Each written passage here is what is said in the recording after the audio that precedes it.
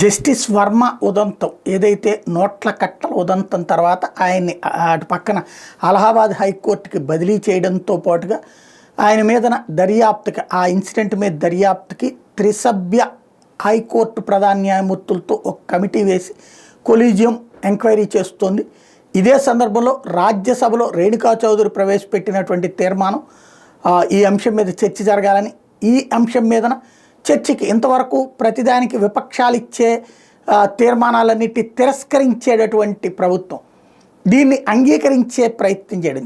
జగదీప్ ధన్కడ్ ఎవరైతే సుప్రీంకోర్టు మాజీ lawyer plus న్యాయ వ్యవస్థకు సంబంధించి కీలకమైన కామెంట్లు చైర్మన్ హోదాలో చేసేస్తూ ఉంటారు, రాజ్యసభ చైర్మన్ హోదాలో ఆయన ఇప్పుడు అఖిలపక్షం పెట్టి మరి దీనికి రెడీ అవ్వడం.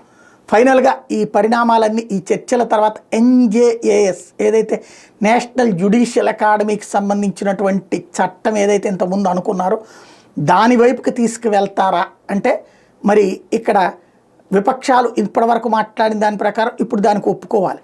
మోడీ సర్కార్ ఇప్పుడు ఆ వ్యవహారాన్ని వినియోగించుకుంటుందా చూడాలి.